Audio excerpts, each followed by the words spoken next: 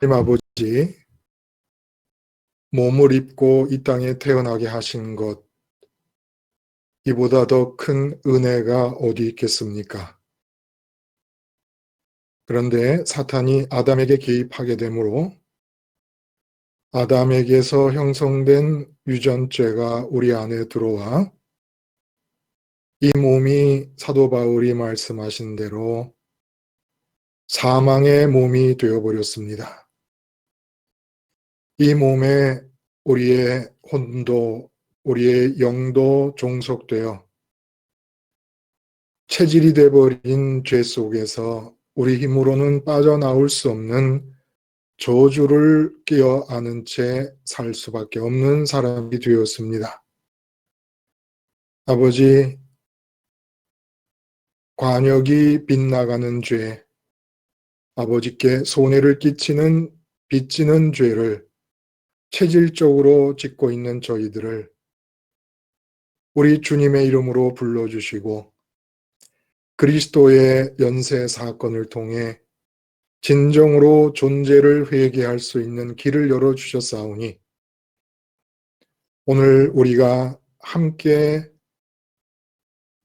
삼위일체 하나님께 참여하고 싶은 간절한 소원으로 이야기하고 들을 때 우리 모두에게 존재의 회개가 열매에 맺혀지는 것을 경험할 수 있는 은총의 시간이 되게 하여 주시옵소서.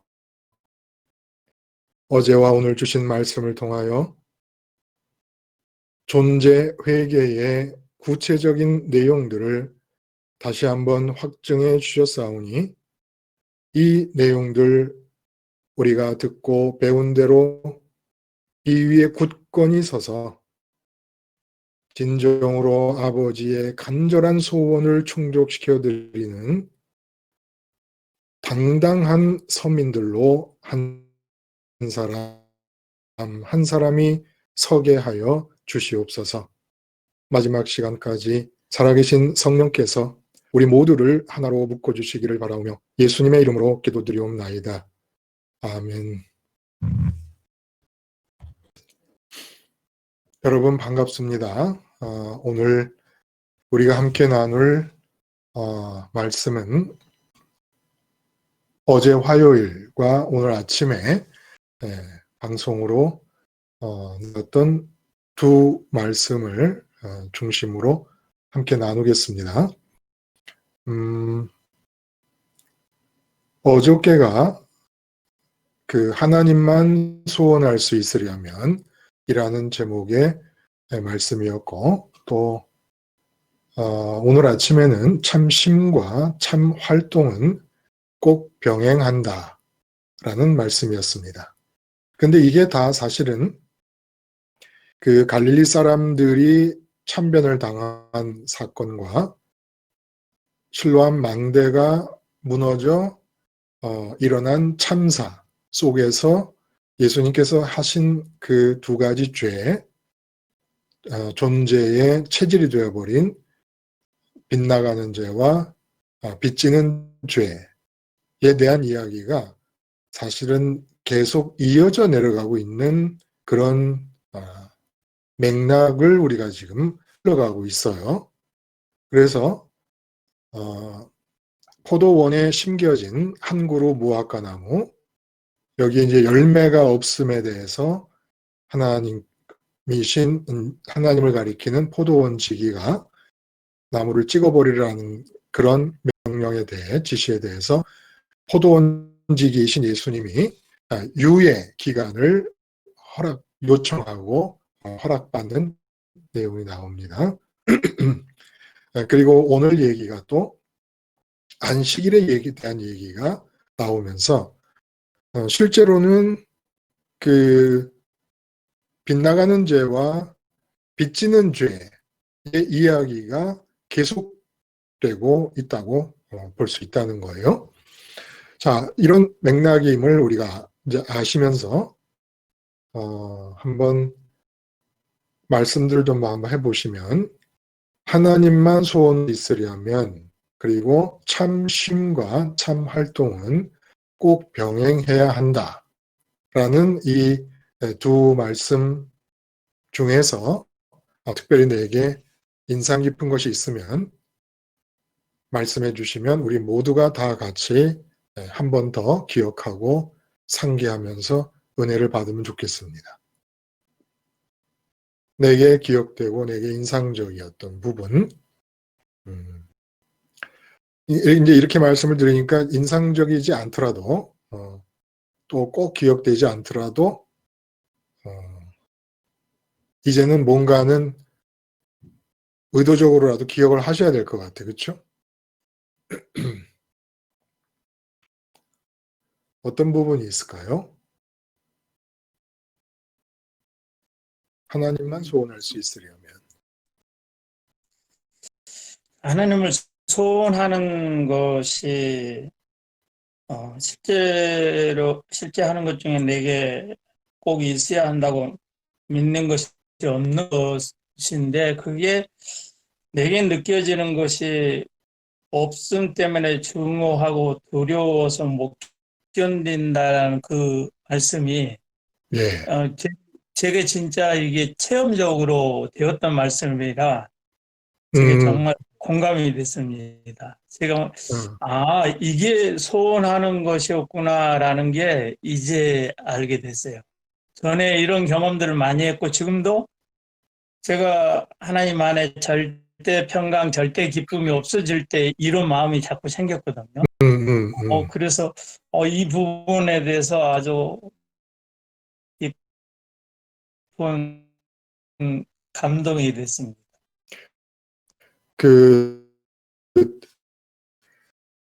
그렇죠.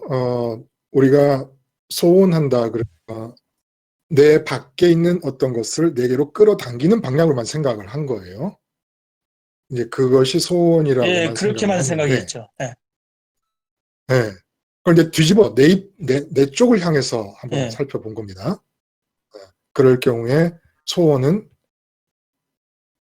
없는 무엇인가 특정한 대상이 내게 없는 상태가 너무너무 싫은 것. 너무 이것이 답답하고 너무 이제, 괴롭고 너무 답답하고 그런 거를 그 전에 실제로 느끼셨단 말이에요. 그렇죠? 그런 말씀. 제가 이제 그 절대 평강으로 들어가는 과정 속에서 네네.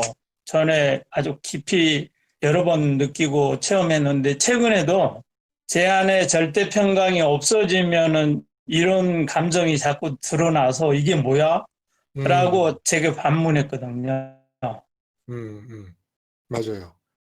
그러니까 소원이라고 하는 단어가 상투적인 단어가 돼버리고 의례적인 단어가 돼버린 느낌이 없지 않다는 거예요. 소원이라는 말 자체는 의례적인 건 아닌데 듣는 우리들에게 이제 조금 식상하다고 할 수도 있는 그런 단어가 돼버렸는데, 사실은 소원이라는 것이 실제로 우리에게서 계속 일어나고 있어서 우리에게서 일어나고 있는 상황을 조금만 한 걸음만 더 들여다보면 어떤 상황이냐 하면은, 아침에도 말씀을 이제 잠깐 드렸잖아요. 지나가는 말로 말씀을 드렸는데, 그러니까 우리가 돈이 없다 그러면 와 진짜 이 돈 없는 가난이 너무 지긋지긋하다. 이 뜻은 소원이라는 말을 하나도 안 하고 내게 돈이 생겼으면 참 좋겠다라는 소원의 형태의 표현을 하지 않았어도 너무너무 간절하게 소원을 하고 있다는 뜻이 된다는 겁니다. 그래서 자식 보고 야 진짜 너를 보고 있는 내 엄마 마음에 언제 한번 좀 속 시원한 꼴을 보여줄 수가 있겠냐. 그러면 이제 자식의 일에 형통하는, 자식이 이제 인생의 관문을 통과할 때마다 그 통과하는 상황이 아주 좀 속 시원하게 됐으면 좋겠다라는 자식의 형통에 대한 너무 간절한 소원이 그렇게 표현되는 것이잖아요. 그래서 하나님을 소원한다는 거 너무 많이 들은 거예요. 하나님만을 소원하고 하나님만을 기뻐하자. 이 말이 내가 진짜 하나님만을 소원하고 있는지 하나님만을 기뻐하려고 하고 있는지를 알려면 하나님이 내 안에 없는 상태를 얼마나 내가 싫어하고 있는가를 보면 안다는 겁니다. 그래서 막 찬송하고 뭐 이럴 땐 뭐 할렐루야 하나님이 뭐 나의 뭐 모든 것 되시는 분이다라고 노래를 하지만 실제로 세상에 나가 살면서 하나님이 안 계신데도 전혀 지긋지긋해하는 마음이 없는 상태로 삶을 아주 거뜬하게 잘 살고 있다는 거예요. 이 세상에서 내가 소원하는 것 없어서 너무너무 사람이 기가 죽고 살고 싶지도 않고 짜증나고 화나고 하는 것들이 있으면 이렇게 아무렇지도 않은 것처럼 멀쩡하게 살아갈 수가 있습니까?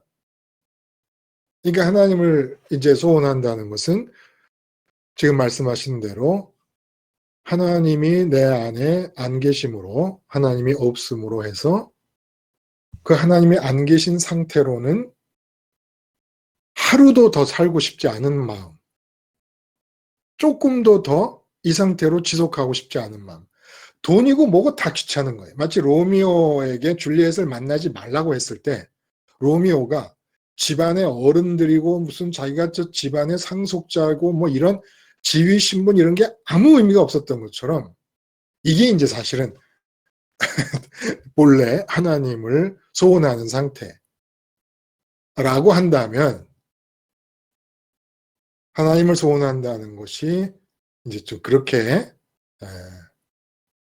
만만한 일은 아니다 하는 이제 느낌이 이제 좀 살짝 들지 않습니까? 자, 그리고 또 다른 분들은 그 어제와 오늘 말씀, 하나님만 소원할 수 있으려면 참신과 참 활동은 꼭 병행한다. 말씀 중에 또 다른 좀 특별히 마음에 부딪힌 부분이 있으실까요?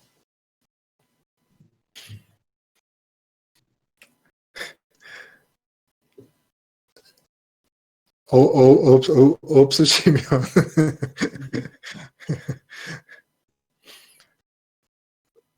그 말씀이 막 여기 막 목에까지 꼴떡꼴떡 나오려는 분들이 계시죠. 그런데 지금 안 하고 계시는 거지. 아무리 제가 설교를 못해도 그렇게까지 없을까?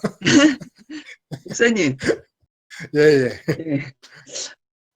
아까 지금 이제 참신과 참활동 넘어가기 전에 네네. 아까 저기 하나님이 안 계셔서 정말 네네. 그게 너무너무 싫은 그런 상태를 이제 많이 생각을 해봤어요.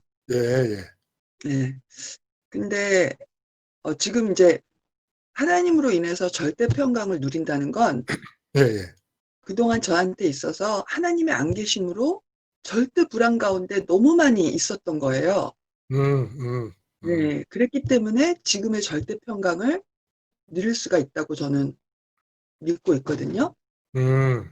음, 굉장히 지금 중요한 얘기 하시는 거예요. 근데, 네, 그래서 생각해 보니까 정말 저는 그 아름다운 표현 못 하겠어요. 그냥 하나님이 안 계신 게 지긋지긋한 거예요, 진짜. 이제는. 맞아요. 예, 지금 근데 장기영 님이 네. 그 앞에 이중근 님이 말씀하신 것과 연관지어서 굉장히 중요한 사실을 한 가지를 더 보태신 거예요. 실제로. 이제 그 보태신 내용이 뭐냐면 예를 들어 이제 그동안도 불안하고 힘들고 두렵고 하는 그런 시간들이 많이 있었다고 말씀을 이제 하셨어요. 근데 그 불안하고 두렵고 힘들 때에 그게 반드시 꼭 하나님이 안 계시기 때문만은 아니었을 거란 말입니다. 뭐 그랬죠.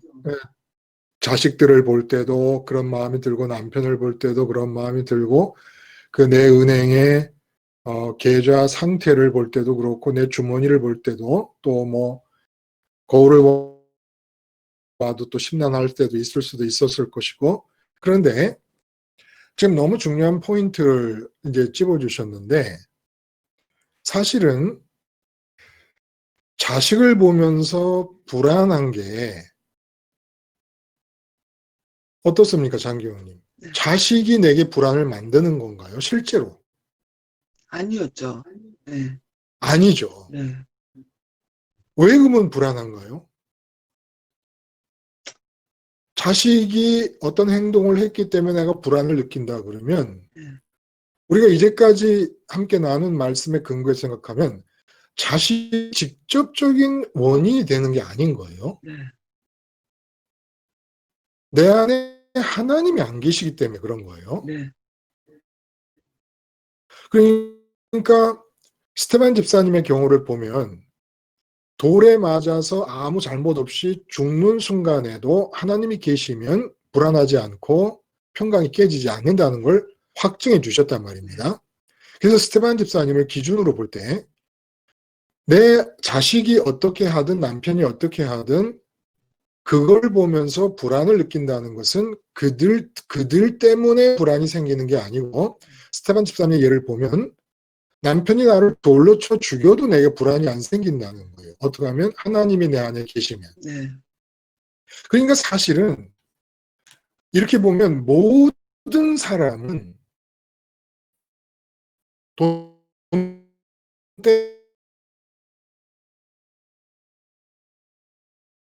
때문에 불안해할 때건 건강 상태는 사람들은 다 각자 나름대로 이유를 대고 있지만 이 세상 안에서 이유를 대고 있지만 실제로는 하나 없기 때문에 나타나는 지긋지긋함이라는 네. 겁니다. 하나님이 없기 때문에 하는 사실을 모르고 있는 거예요. 이걸 모르게 한 게 누굽니까? 사단 마귀. 마귀가. 그렇죠. 사실은 그러니까 인간은 하나님이 들어오셔야 마음이 채워지게끔 평강을 느끼게끔 만들어졌기 때문에 하나님이 없으면 없는 대로 증상이 나타나는 겁니다. 그래서 내가 신경질이 자꾸 난다. 신경질이 자꾸 나는 것은 아내가 잔소리를 하기 때문이 아니거든요. 하나님이 비어있기 때문인데 마귀에게 속아가지고 또 관역이 빗나가는 거예요. 근데 내가 지금 신경질이 나는 이유를 찾는데도 관역이 빗나가는 거죠. 그래서 마누라한테 내가 저 여자하고 결혼하지 말았어야 되는 건데 저거. 어? 저건 여자가 아니다 저거는. 뭐 이렇게 나오잖아요. 그러니까 사실은 하나님이 없으므로 지긋지긋함은 누구에게나 실제로 일어나고 있는 상황이라는 거예요. 근데 그것을 예수님을 믿는 사람들은 예수님을 통해 도달할 수 있는 하나님이 없기 때문이라고 느끼는 거지요. 네. 근데 예수님을 통해 하나님께로 갈 수 없는 사람들은 하나님이 꼭 있어야 된다는 생각을 못하니까, 하나님이 있을 수 있다는 생각을 못하니까 네. 하나님이 없다는 걸 못 느끼는 거예요. 꼭 내게 있어야 된다고 느끼는 것에 대해서만 우리가 없음을 느끼잖아요. 그렇죠? 제가 톰 크루즈 예를 들었어요. 톰 크루즈 예를 들 때 그 사람이 내 옆에 없지만 우리는 톰 크루즈가 내게 없다는 느낌을 전혀 안 갖고 산다. 이유는 톰 크루즈가 지금 이 시간 이곳에 함께 있어야 된다는 생각을 해본 적이 없으니까. 또 톰 크루즈가 있어야 된다고 생각한들 톰 크루즈가 내 옆에 있겠다고 오겠습니까? 아예 가능성도 없죠. 하나님이 나와 함께 있을 가능성이 아예 없다면 그러면 하나님이 없다는 것도 느끼지 못하는 게 당연하지요. 근데 예수님이 하나님께 가는 길을 열어놓는 바람에 하나님이 없다는 것을 느낄 수 있게 해주셨다는 거예요. 근데 보통 사람들은 분명히 하나님이 없음으로 해서 느끼는 지긋지긋함입니다. 평강의 깨어짐입니다. 근데 하나님이 같이 있을 수 있다는 가능성을 모르니까. 그러니까 하나님 없음을 못 느끼고 맨 돈이 없기 때문이다. 말 잘 듣는 아내가 없기 때문이다. 돈 잘 버는 남편이 없기 때문이다. 공부 잘하는 자식이 없기 때문이다. 내 몸에 병이 났기 때문이다. 이렇게 온갖 방향으로 빛나는 이유를 댄다는 것입니다. 그러니까 지금 이중구님하고 장기용님이 하신 말씀이 굉장히 중요한 포인트를 제가 말씀을 드릴 때 하지 않았던, 그러나 반드시 짚고 넘어가야 될 중요한 부분을 장기용님이 살짝 건드려 주신 거예요. 그냥 정리를 해봅니다. 모든 사람은 하나님이 없음으로써, 하나님이 없기 때문에 짜증을 내고 화를 내고 분통을 터뜨리고 있다. 하나님만 계신다면 돌에 맞아 죽는 상황에서도 짜증이 안 난다. 근데 그 사람들은 하나님이 내 옆에 계실 수 있다는 걸 모르기 때문에 하나님 없음을 못 느낀다. 그래서 맨 이유를 딴 데로 돌리고 있는 중이다. 이렇게 정리를 하면 되겠습니다. 아주 두 분이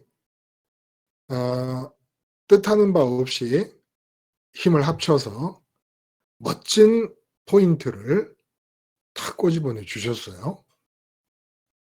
그러니까 우리 인간은 본능적으로 하나님을 소원하고 있는 거예요. 실제로는. 소원이 뭐라 그랬죠? 없음으로써 그 없는 상황이 너무 지긋지긋한 거. 그 없는 상황이 너무 괴롭고 힘든 것인데 본능적으로 하나님이 없음으로써 하나님을 갈망하고 있는데 마귀가 들어와가지고 너 그 지긋지긋한 게 하나님 없기 때문이 아니야. 그럼 뭐가 없기 때문인데? 그렇지. 돈이 없기 때문이지, 이 사람아. 무슨 하나님이 없기 때문이냐. 이렇게 바꿔놔 버렸다. 너 그러면 지긋지긋해하고 평강이 깨지고 아주 기분 나빠 죽으려고 그러는 게 하나님이 없기 때문이 아니야. 그럼 왜 그러는데? 네 자식이 공부를 못하니까 그렇잖아. 어? 이렇게 바꿔놔 버렸다는 거야. 그러니까 하나님 소원도 누구 덕분에 할 수 있다?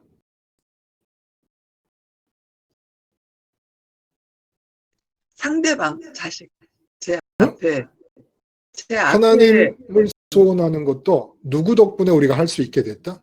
상대방, 제가 대면하고 있는 남편, 자식, 돈, 건강. 그 남편 자식 때문에 짜증이 나도 하나님이 내 옆에 있을 수 있는 가능성이 안 생겼다면 하나님을 소원할 수가 없잖아요. 하나님 없음을 못 느끼니까. 하나님이 내 옆에 있을 수 있기 때문에 하나님 없음을 느끼는 거예요. 그래서 소원하는 것이고. 결국 예수님 때문에 우리가 소원할 수가 있게 되는 거예요. 하나님. 예수님이 하나님과 내가 하나가 될 수 있게끔 길을 열어 놓으셨으니까 이제 비로소 하나님의 없음을 느끼기 시작하는 거예요. 그렇죠? 그래서 무화과나무 비유에서 그 과원지기가 1년 유예 기간을 이제 포도원 주인한테 얻어내지 않습니까? 이 1년 유예 기간이 뭐 하는 기간이에요? 열매를 맺는 기간인데 우리가 결론부터 말씀드리면 열매 맺는 것이 하나님을 소원하는 마음가짐을 갖는 거라 그랬잖아요. 그렇죠? 예수님이 하나님을 소원할 수 있도록 길을 열어주셨다는 겁니다. 요 얘기를 한번 정리해서 지금까지 한 얘기를 정리해서 한번 누가 해볼 수 있겠습니까?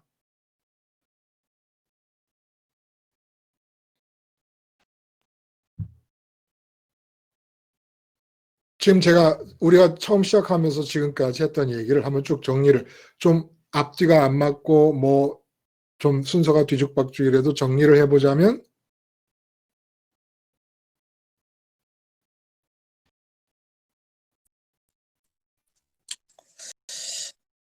결국은 이제 하나님을 소원하게 되는 것은 하나님 우리에게 알게 해 주셨기 때문이죠. 그렇죠. 그러니까, 하나님을 알려주셨기 때문에 하나님을 알게 해 주셨고 그리고 또 우리는 우리 체질 자체가 세상의 것을 소원할 수밖에 없도록 이렇게 선을 따먹고 난 다음에 판단 능력이 세상으로 향하면서 바뀌어 버렸는데 예, 이것을 다시금 하나님을 소원할 수 있는 길을 내어 주신 분이 바로 예수 그리스도죠. 예수님이 예수. 오셔서 십자가에서 죽으심으로 우리가 그 예수님을 통해서 세상을 부인하고 십자가로 나아감으로 말미암아 체질화돼 버린 세상의 것을 소원할 수밖에 없는 체질화되는 것을 죽여버리고 주님의 십자가에 못 박고 우리가 하나님께 나아갈 수 있는 길, 소원이 열리는 것, 이것이 오늘 본문 그렇죠. 말씀 아닌가. 예. 그래서 여러분에게 질문을 제가 해보면, 예를 들어 자식 때문에 내가 지금 화가 난다. 그러면 자식 때문에 화가 나는 게 아니고 뭐 때문이다? 하나님이 내 안에 안 계시기 때문에 화가 나는 겁니다. 하나님이 안 계신 상태를 자식이 건드린 거예요. 그러니까 건드린 겁니다. 그럼 그전에는 자식 때문에 화가 난다고 생각을 하고 믿어버리는 바람에 자식을 나무랍니다. 자식이 바뀌어야 된다고 생각을 한 거예요. 내가 마음의 평강이 생기려면. 근데 이제는 자식 때문에 화가 나면 이게 자식이 하나님이 없는 내 상태를 지금 건드리고 있는 거구나. 하나님이 없는 상태를 건드려서 하나님이 없기 때문에 화가 난다는 사실을 확인시켜주고 있구나. 이렇게 생각을 하는 겁니다. 돈 때문에 불안한 마음이 생깁니다. 그러면 스테반 집사님 보면 절대 돈이 없다고 불안해할 분이 아니세요. 그걸 기준으로 볼 때 내가 지금 돈이 없기 때문에 불안하게 여겨지는 것은 돈이 없기 때문이 아니라 하나님이 없기 때문이다. 그런데 돈이라는 문제가 하나님이 없다는 내 상태를 살짝 건드려서 하나님이 없음을 확인시켜주고 있구나. 이렇게 본다는 겁니다. 그러니까 여러분이 병이 걸려 아니라 돌에 맞아 죽어도 하나님이 계시면 여러분은 화가 나지 않습니다. 이걸 철저하게 믿어야 되는 거예요. 이 사실을. 그러니까 하나님 그런 분이라는 걸 믿어야 되는 겁니다. 어떤 분, 내 몸이 돌에 맞아 죽는 경우가 되어도 하나님이 내 마음 안에 들어오시면 나는 화가 안 나고 나를 돌로 치는 자들을 용서하는 마음이 오히려 생길 수 있다. 이걸 믿어야 모든 것이 방향을 올바로 이제 방향이 잡혀지게 됩니다. 이걸 믿지 않으면 하나님을 안 믿는 거예요. 하나님이 어떤 분이라는 걸 내가 안 믿는 겁니다. 그렇게 해서 이제 내가 그것만 캐치를 하면 돈 없어서 신경질이 난다. 이 신경질을 그대로 두는 거예요. 이 신경질을 그대로 없애려고 그러지 마요. 그 신경질을 그대로 두면서 돈 때문이 아니라는 이 빗나감의 체질만 부인을 해버린 겁니다. 이 지금 돈 때문에 생긴 이 지긋지긋함은 그대로 유지를 시켜요. 아깝습니다. 지긋지긋함도 아까워요. 버리지 마세요. 그 지긋지긋함을 버리지 말고 그대로 유지하면서 이유만 돈에서 하나님으로 바꾸는 거예요. 자식 때문에 너무너무 화가 나. 저게 자식이 아니야. 원수지.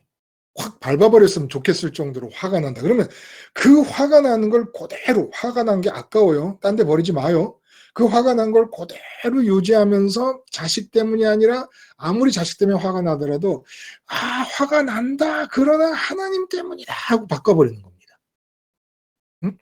진짜로 막 미운 마음이 자식에게 가가지고 어떻게 그냥 패주고 싶어 죽겠잖아요. 그런데 그거를 막 억지 대판으로라도 하나님으로 바꿔버리는 거예요. 그래서 지금 막 화가 난 이 상태가 하나님, 제 안에 하나님이 없음으로써 내가 이렇게 화가 나고 있습니다. 이렇게 바꾸라는 거예요. 그게 하나님 소원입니다. 그게 하나님 소원이에요. 아주 신났어요. 저는 지금 신났어요.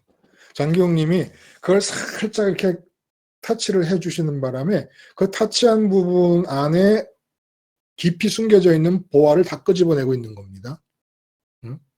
오늘 장기용님 큰일 하셨어요. 여러분 아시겠죠? 우리 하나님 소원하는 법 그렇게 하는 겁니다. 그렇죠? 그러니까 화가 나든 분통이 터지든 우울하든 그 부정적인 모든 마음을 재활용하는 거예요. 버리지 말고 그대로 갖고 이유를 다 하나님이 없기 때문이라고 바꾸면 하나님 소원이 되는 겁니다. 야, 나는 신나는데 생각만 해도 신나는데 여러분 안 신나요? 이렇게 하나님 소원을 앞으로 해야 된다 그러면 하나님 소원만 할 수 있을 것 같아. 그동안 화를 많이 내고 신경질이 많았고 짜증을 많이 부리던 사람일수록 하나님 소원하는 양이 커질 수도 있을 것 같아요. 자, 이것이 이 무화과 나무 비유에서 열매였다는 거예요. 하나님 소원. 이것이 하나님이 원하시는 열매라고 하는 것을 말씀하시기 위해서 지금 이 무화과 나무의 비유는 예수님이 있는 얘기를 하시는 것이 아니라 소설을 쓰신 것입니다. 비유로 드시기 위해서. 그러니까 픽션이에요. 픽션. 다큐멘터리가 아니라 픽션이란 말입니다. 근데 이 픽션으로 만들어진 이 비유에서 가장 중요한 포인트는 어디냐면 어딜까요? 이 비유에서 중요한 포인트가 어느 부분일까요?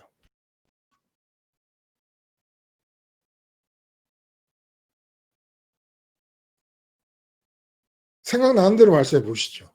사실은 뭐 중요한 포인트가 한 개만은 아닐 수도 있어요. 포도원 주인이 포도원에다가 무화과 나무를 심었다는 데 있다는 거. 무화과 나무를 심었다는 데 있다. 그래서 여기서 이 본문에서 보이는 게 굉장히 강렬한 이 포도원 주인의 소원이 나타납니다. 무화과 나무를 향한 소원이 나타난다는 거. 지금 결과적으로 이 비유 전체의 주제는 우리가 하나님을 소원하는 것이 무화과 나무의 열매였어요. 무화과 나무의 열매인데 그 소원을 말씀하시기 위해서 먼저 등장하는 게 하나님의 소원이라는 거예요. 무화과 나무를 갖다, 포도원에 무화과 나무를 갖다. 보통 팔레스타인에서는 이 무화과 나무라는 것은 그냥 길에 이렇게 나 있는 나무예요. 그러니까 길 가던 사람들이 그 무화과 나무 열매를 다 따먹을 수가 있게 됩니다. 그런 얘기가 그 예수님이 성전 정화 하시기 전에 마가복음에 보면 나오잖아요. 그런데 이 경우는 특별히 무화과 나무, 길거리에 있는 무화과 나무를 포도원 안에 심어놓고 열매를 구하는 포도원 주인의 강렬한 소원을 지금 언급하고 계신다는 거예요. 이 포도원 주인이 우리를 향해 갖고 계신 소원이 우리가 하나님을 소원하는 것이었다는 겁니다. 그러니까 하나님의 소원과 우리의 소원이 오늘도 선택에 관해서 그런 말씀을 드렸지만 쌍방향으로 방향짓게 되어지는 일이 중요하다는 거예요. 하나님의 나에 대해서 소원을 갖고 계십니다. 엄청난 일이에요.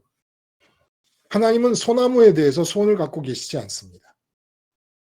그리고 하나님은 하나님의 이름을 부르지 않는 사람들에 대해서 따로 소원을 갖고 계시지 않습니다. 그냥 당신이 주권적으로 이끌어 가시는 것뿐이죠. 그 무슨 소원이 필요해요? 하나님이 주권자인데 왜 소원이 필요해요? 그냥 되라 하면 되는 건데 소원이라는 건 마음에 원하는 것이 있는데 실제로는 일어나지 않고 있을 때 소원이 성립되는 거 아닙니까? 그건 하나님이 뭐 때문에 마음에서 원하시는 것이 있는데 소원의 기간을 가져요. 그럴 필요 없거든요. 하나님은 그냥 주권자니까 마음에서 원하는 게 생기면 있어져라 하면 있게 되는 겁니다. 그래서 하나님을 간절히 소원하는 사람이 있어져라 하면 있어지는 것뿐이에요. 근데 그렇게 돼버리면 그건 사람이 인격적인 주체가 아니라 그냥 로봇가 돼버리잖아요. 하나님을 해야 된다는 소프트웨어로 입력을 받고 있는 로봇이잖아요. 그러니까 로봇에게는 너는 평생 하는 일이 하나님 소원하는 일이야 라고 딱 지정을 해주니까 로봇은 그냥 하나님만 소원하다가 그냥 끝나는 거 아닙니까? 근데 우리는 인격적으로 자발적으로 하나님을 소원하기를 바라신 겁니다. 하나님 소원하기를 바라신 거예요. 그래서 하나님이 소원을 갖고 계신 거예요. 그 하나님의 소원이 무엇인가를 알려주시는 겁니다. 내가 만약에 하나님 계획안에서 대통령이 되기로 돼 있다 하는 것은 대통령이 될 만큼 열심히 노력하는 것을 하나님이 소원하시는 게 아닙니다. 다윗을 왕으로 세우시려고 했을 때 하나님이 다윗에게 원한 것은 다윗이 왕이 될 만한 인물로 자기를 극복하고 자기를 수련해 원하신 게 아니에요. 하나님이 원하시는 건 다윗에게 소원하시는 것은 오직 다윗 자신이 하나님만을 소원하는 것, 하나님이 없는 걸 제일 싫어하는 상태를 유지하는 거기만을 바란 거예요. 그것만 하면 다윗을 위해 갖고 계신 하나님의 계획, 왕 되게 하는 것은 다윗의 능력과는 상관없이 이루어 가신 겁니다. 우리가 사는 방법이 그런 거라는 거예요. 하나님이 나를 위해 계획하신 게 많아요. 근데 하나님이 나를 위해 계획하신 내 인생에서 이루고 싶은 계획들은 하나님이 소원하는 게 아니에요. 그건 다 하나님이 직접 되게 하실 거예요. 그냥 다.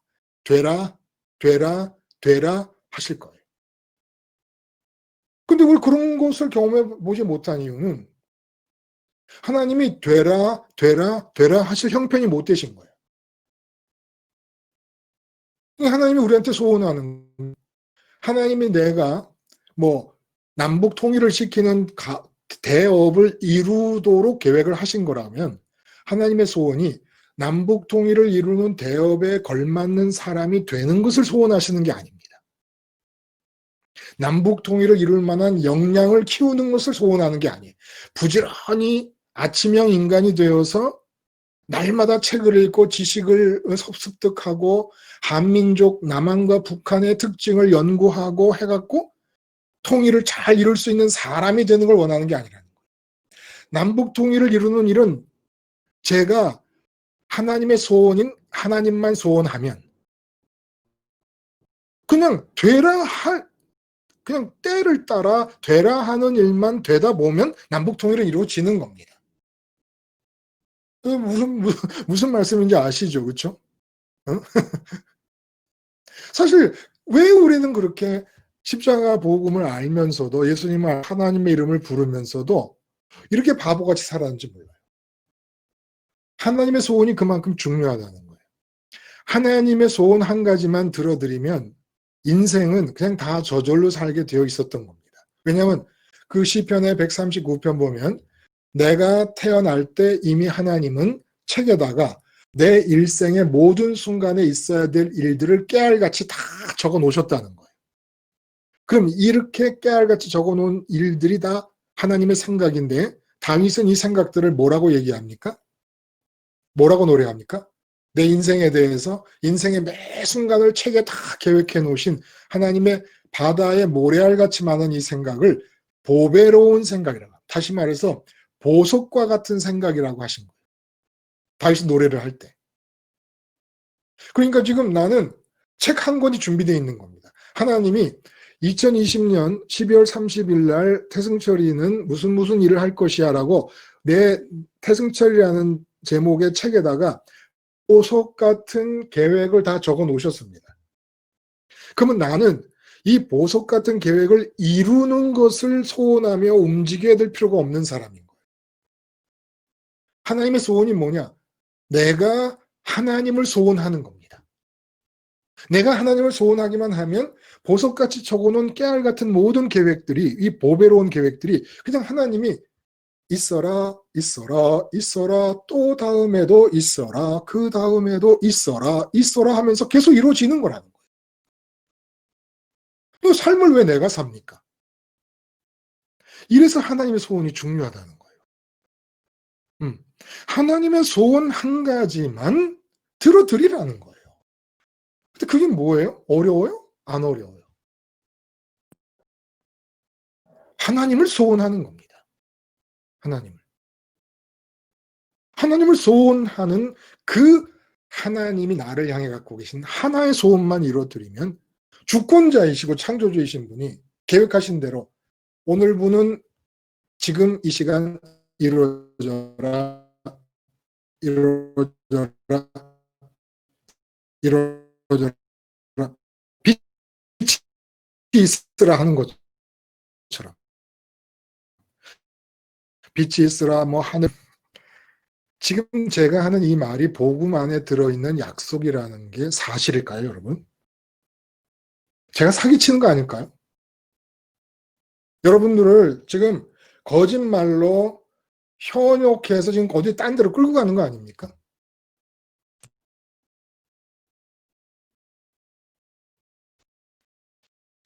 이렇게 질문해 볼 수도 있을 만큼 지금 이 하나님의 소원이 갖는 의미가 우리 생애에 있어서 중요하다는 겁니다.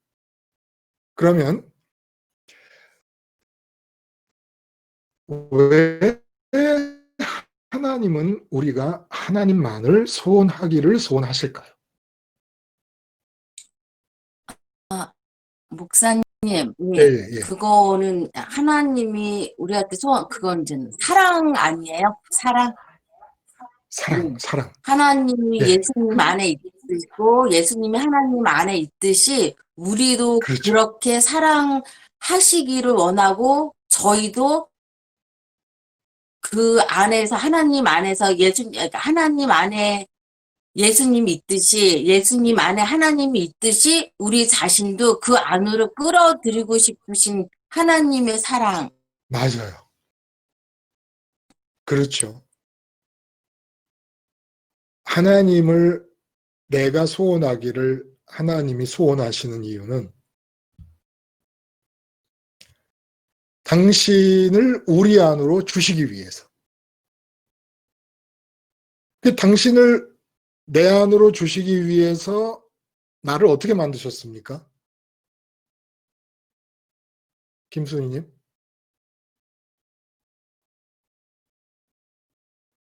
공백의 마음을 만들어놨죠.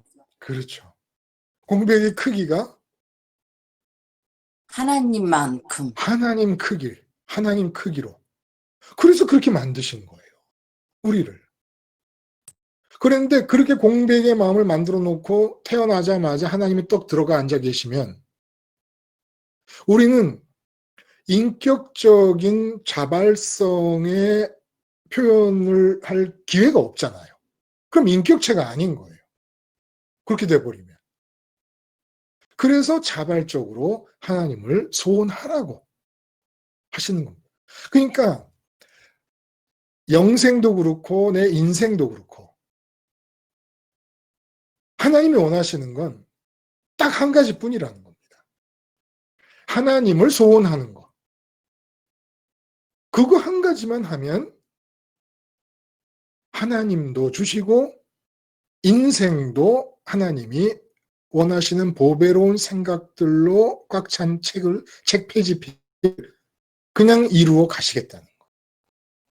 하나님 소원만 하면 된다는 겁니다. 하나님 소원만. 그래서 그 하나님 소원하는데 오늘 우리가 중요한 말씀을 나눴잖아요. 하나님 소원이 뭐라고요? 하나님 난 당신을 소원합니다. 이거 백날 소용없는 거예요. 진짜로 마음에는 딴 거 하나님 소원합니다 했는데 남편이 오늘 돈을 갖고 오기로 했는데 약속을 지키지 않는 바람에 못 갖고 들어왔다. 그럼 짜증이 팍 나요. 그럼 하나님 소원하는 게 아니잖아요. 하나님 소원하는데 돈 없다고 짜증이 나. 그럼 돈 없어서 짜증나는 그 상태를 오히려 하나님 소원으로 바꿀 수 있다는 겁니다.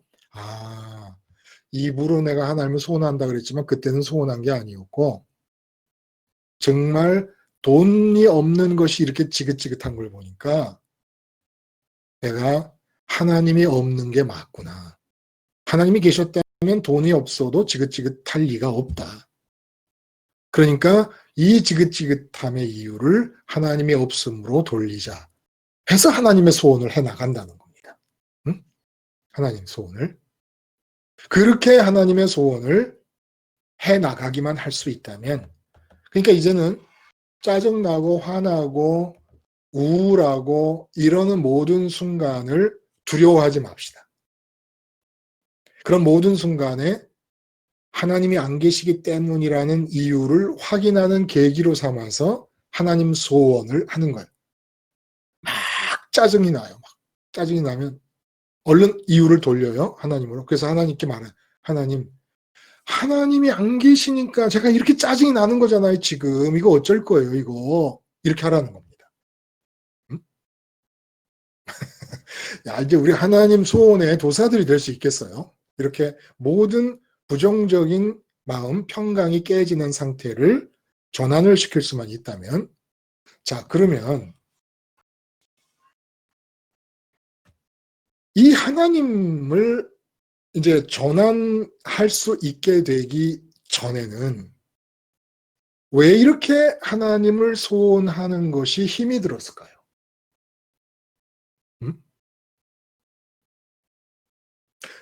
전환하기 전의 상태를 아는 것이 그쪽으로 빠지지 않기 위해 꼭 필요한 거 아니겠습니까? 왜 그동안은 하나님을 없어서 지긋지긋해하는 그런 방구로 소원하지를 못하고 있었을까? 왜? 왜 그랬을까요? 빗나감의 체질 때문이죠. 빗나감의 체질. 맞습니다. 그 빗나감의 체질이 어떻게 실제로 작동을 합니까? 작동하는 상황을 보면 그 빗나감의 체질이 작동하면은 나한테 어떤 일이 일어납니까? 오감이 느끼는 거, 보고 느끼는 것을 판단하면서 결국은 네. 선악과 따먹고 난 다음에 사람은 오감으로 느끼고 판단하고 그것으로 마음의 공백을 채우려는 그런 어떤 체질 때문에 하나님을 소원하지 못하는 거 이런 상태가 된 거죠. 맞아요. 그거를 조금 이제 표현을 좀 바꿔보면, 여기 지금 그 다음 시 들어와 있는데, 다음 시를 이제 뭐 이래저래 대화를 해볼 기회가 있어서 대화를 한 것 중에 제가 기억이 나는 게, 그 여러 가지 사실 중에 우리 마음이가 닿는 것만이 나의 현실이다 라는 그 말씀을 아주 굳건히 붙잡고 있더라고요. 이 이야기와 같은 겁니다.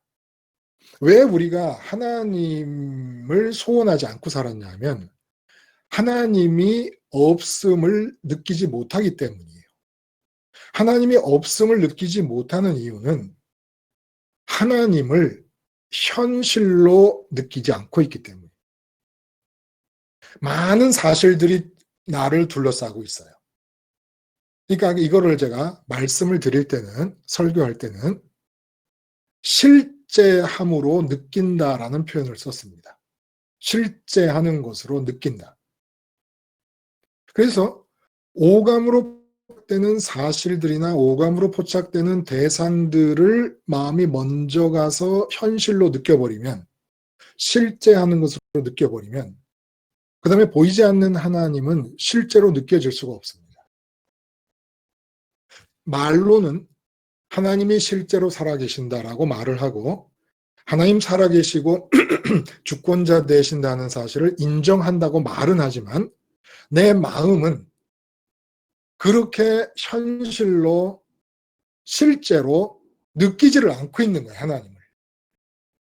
그 하나님을 현실로 느끼지 않는다면, 실제한 분으로 느끼지 않는다면 없다는 느낌을 가질 수가 없어요. 예를 들어 돈이라는 건 실제잖아요.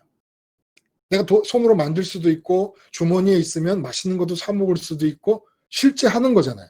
실제 하는 것이기 때문에 없을 때 아주 강하게 없다는 걸 느끼는 거 아닙니까? 내 남편이, 내 아내가 아파서 병원에 입원했어요. 그래서 집에 와봤어요. 집에 왔더니 너무 왜? 아내는 실제 하는 존재니까 내 옆에 없을 때 없음을 강하게 느끼는 겁니다. 그런 것과 마찬가지예요. 왜 하나님이 없음을 강하게 못 느끼고 있었을까? 하나님이 이론적으로는 있다고 말을 하고 하나님이 살아계신다고 하고 하나님이 주권자고 창조주라고 하고 있었지만 내 마음이 하나님을 현실로 느껴본 적이 없기 때문에 현실로 느껴야 하나님이 안 계시다는 사실을 느낄 거 아닙니까? 근데 현실이 아닌 건데 뭐 있으나 없으나 톰 크루즈가 내 현실이에요? 실제 하는 사실이지만 내 현실이 아니에요. 내 현실이 아니니까 톰 크루즈가 내 옆에 없다는 걸 내가 느낄 리가 없는 겁니다. 내 현실적인 것이 아닌데 있고 없고가 무슨 상관이에요? 있어도 그만이고 없어도 그만이에요. 그러니까 하나님이 없음을 느끼지 못했던 이유는 하나님이 있어도 그만이고 없어도 그만인 현실 밖의 존재였기 때문에 그렇다는 거예요. 그래서 제가 이 비유를 들었어요. 콜라 마시다가 과일 먹는 비유를 들었어요. 여러분 한번 해보세요. 콜라를 마시다가 사과를 먹으면 아무리 맛있는 사과도 무 씹는 것 같습니다. 정말 이상해요. 실험을 이렇게 보는 겁니다. 먼저 맛있는 사과를 먹어요. 와 달다 그랬어요. 그 다음에 콜라를 마셔요. 콜라를 잔뜩 마셔가고 입에 콜라 기운이 가득한 상태에서 똑같은 사과를 먹어봅니다. 완전히 맛이 없어요. 완전히. 우리 마음이 그렇다는 거예요. 오감으로 이중근님 말씀하신 대로 오감으로 포착하는 대상들이 마음이가 닿을 수 있는 현실이라고 느껴버리면 돈을 현실로 느끼는 그 마음에는 하나님이 현실로 느껴지지 않습니다. 그 다음에 하나님의 이름을 부르는 것은 조의 하나님이 돼버리고 막 지나가다가 제가 자주 드는 비유입니다마는 대문이 열려서 마당 안에 있던 개가 왕 하고 나오면 깜짝 놀라서 우리가 엄마야 하잖아요. 그 엄마야 할 때는 엄마를 부르는 게 아니지 않습니까? 내가 몹시 급하다라는 표현이잖아요. 몹시 당황스럽다라는 표현 아닙니까? 그런 것과 똑같이 일단 돈이 현실로 느껴지고 내 건강 문제, 자녀 문제, 남편 문제, 나라 문제가 현실로 느껴지고 난 다음에는 하나님의 이름을 부르는 것은 내가 이 세상 현실로 느끼는 문제가 그만큼 급합니다라고 아이고 엄마야 하는 것이지 하나님을 살아계신 분으로 믿는 게 아니라는 거예요. 하나님을 살아계신 분으로 믿는다면 김순희님 네. 남편이 먼저요? 하나님이 먼저 계셨어요? 원래는 남편이 먼저 있었죠. 원래는. 마음에는? 네. 그러면 실제로 존재하는 것이 하나님이 먼저입니까? 남편이 먼저입니까? 하나님이 먼저죠. 뭐 대답이 너무 바보 같으니까 답도 얼른 안 나와. 아, 아니 하나님이 먼저지 그러면 무슨 남편이 먼저해서 남편이 태어난 게 태목사보다도 늦게 태어난 남편인데 그러면 우리의 의식도 존재의 순서를 따라가면 되잖아요. 네. 순서대로 따라가면 되잖아. 제일 먼저 계신 분을 제일 먼저 현실로 느껴주면 되는 거잖아요. 네. 근데 제일 먼저 계신 분, 그리고 지금도 계시는 분, 나이가 몇 살일까요? 하나님의 나이가. 영원함이라는 나이를 갖고 계신 그분. 영원함이라는 건 현재나 과거나 미래가 없이 계속 계신다. 계속 몇 억 년 영원토록 계시는 그분을 먼저 왜 현실로 생각하지 않느냐는 겁니다. 그러고 나면 하나님을 현실 감각에서 제껴놓고 나면 그 다음부터는 뒤죽박죽이 돼버리는 겁니다. 하나님이 없음을 느끼지 못하고 하나님도 소원할 수 없게 되고 하나님을 소원하지 못하는 거 하나 될 수도 없고, 하나님이 계획하신 보배로운 하나님의 생각들도 있어라만 하면 되실 것들이, 그러면 있어질 것들이 하나도 이루어지지 않고 아주 이거 죽을 지경이 되는 겁니다.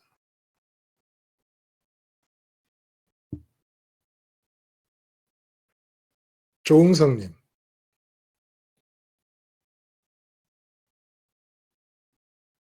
조응성님 안 계세요? 예, 있습니다. 켜놓고 어디 가신 거 아니죠? 조응성님, 이거 참 우리가 하나님을, 그러니까 눈으로 보이는 것, 이 오감으로 포착되는 걸 현실로 생각하느라고 하나님을 현실로 생각해 본 적이 없어요. 목사인데도. 예, 맞습니다. 예. 그쵸?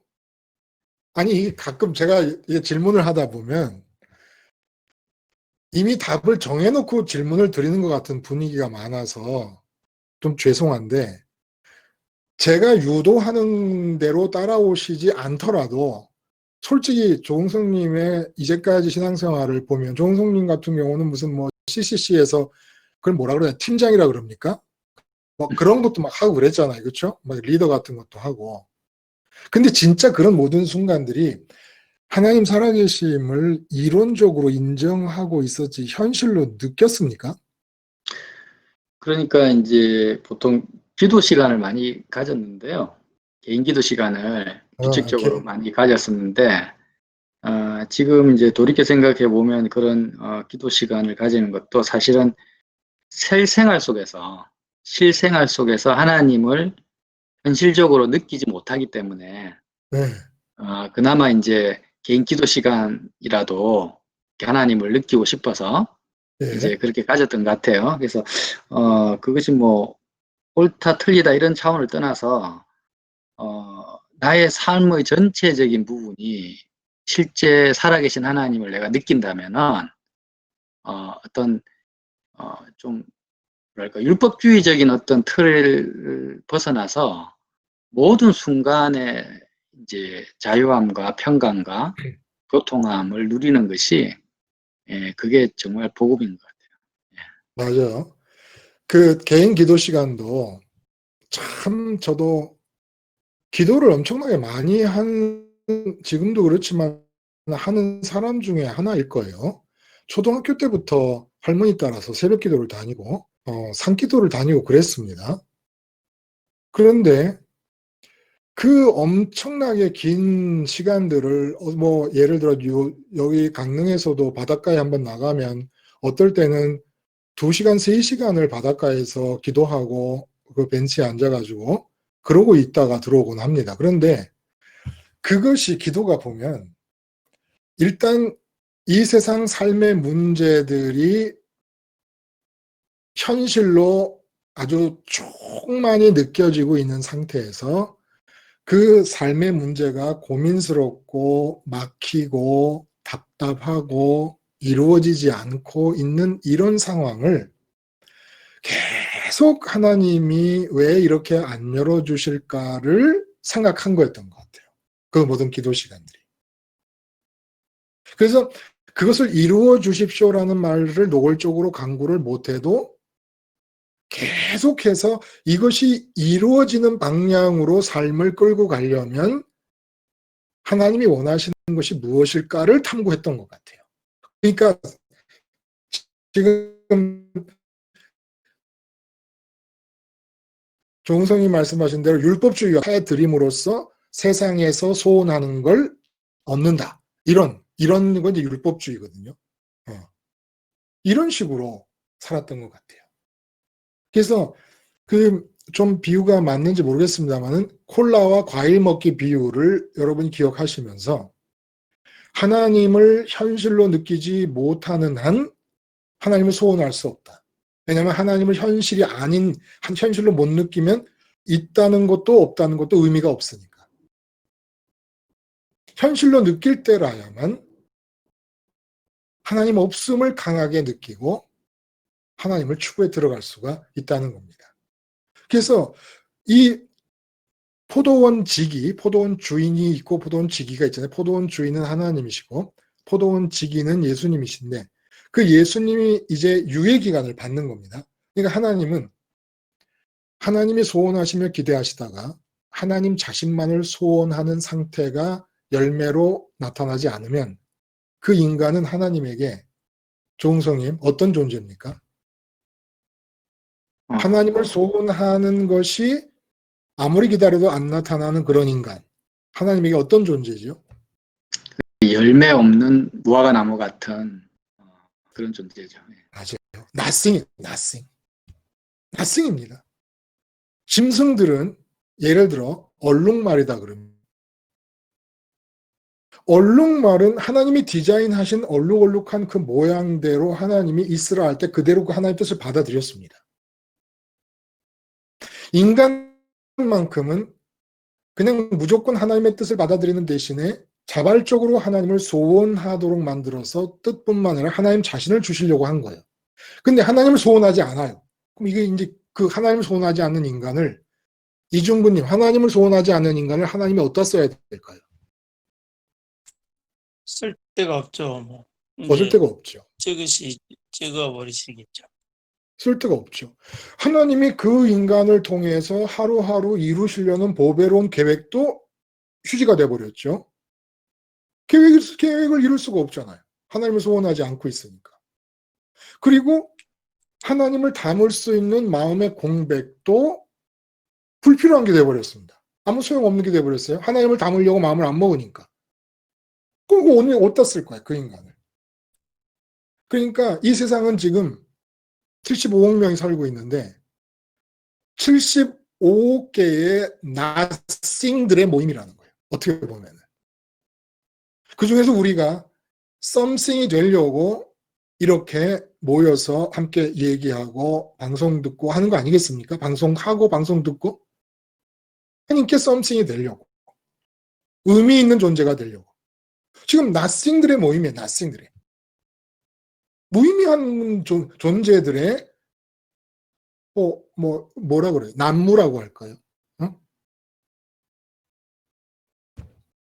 지금 제가 하는 이 말이 조성열 집사님, 조성열님 공감이 가십니까?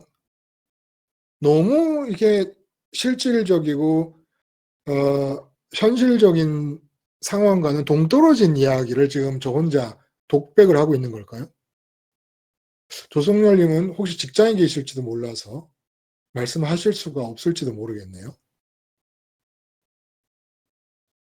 그런가 보네요. 그러면 오래간만에 우리 이름도 예전 우리 샤론님. 예, 목사님 죄송합니다. 제가 지금 사무실에서 잠깐 듣고 있거든요. 그래요. 그럴 줄 알았습니다. 네. 예. 제가 미련한 거죠.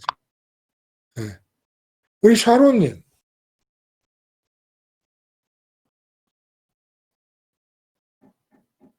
한번 말씀해 보실래요? 네. 네.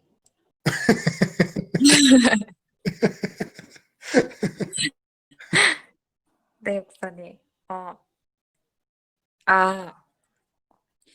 저는, 이해가 되는데, 저도 지금 와서 돌이켜보면, 물론 지금도 좀 그렇긴 하지만, 정말 하나님을 살아계신 분으로 제가 이렇게 인식을 못해서 이게 십자가 생활가 잘 안 될 때, 그 문제가 제일 컸던 것 같아요. 맞아요. 근데 이게 이렇게 이제 복음 방송을 듣기 전에는 너무 종교적으로 이렇게 너무 정말 하나님을 살아계신 분으로 현실로 인식하지 못했던 그런 시간이 너무 길어서 예. 다시 정말 하나님을 살아계신 분으로 인식하기 위해서 정말 뭔가 뚫고 나와야 되는 뚫고 어떤 나와야 벽 같은 게 있는 느낌이었거든요. 음. 그래서 네, 잘 안 됐던 것 같아요. 말도 잘했어요. 이제 보면. 네. 참 뚫고 나와야 된다라고 하는 표현 참 참. 좋아요. 예? 네. 그러니까 그 오감으로 포착되는 대상을 현실로 느끼는 이 껍질을 뚫고 나와야 되는 거예요. 그렇죠? 네. 그냥 입으로 말하고 그냥 교리로만 배우고 한 그 하나님이 현실이다라는 것을 느낄 수 있어야 된다는 거예요. 모든 문제가 여기서 시작하는 겁니다. 사실은.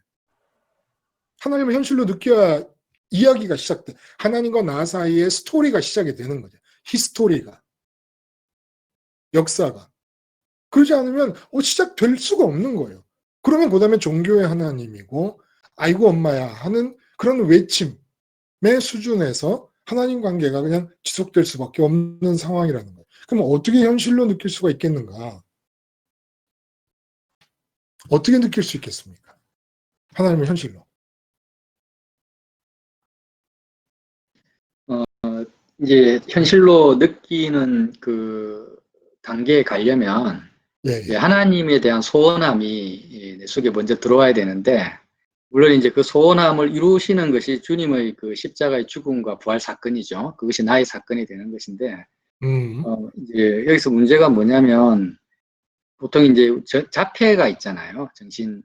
일반 그 현실을 차단시켜버리는 그런 병들이 정신병이 있는 것처럼, 분명히 현실은 존재하는데 그 현실이 너무 싫어서 스스로가 그걸 차단시키는 자폐증처럼, 좀 우리의 죄적 체질이 하나님의 그 좋으심과 좋으심을 믿지를 못하니까, 얼마나 하나님이 좋으시고 실질적으로 나에게 만족과 기쁨이 되는신지를 나의 죄적 체질이 그걸 인정을 하지 않으니까 자꾸 머리로는 하나님의 살아계심을 말하지만 우리의 그 마음의 깊은 영역에서는 그것을 이제 자꾸 차단을 시키는 것 같아요. 자폐증 환자처럼. 예. 그래서 그런 부분들을, 그런 나를 미워하면서 자기를 부인해야 되지 않나 생각이 들어요. 맞아요. 이제 그 순서를 이제 정확하게 정리를 해봅니다. 하나님을 소원하려면 하나님이 현실로 느껴져야 돼요.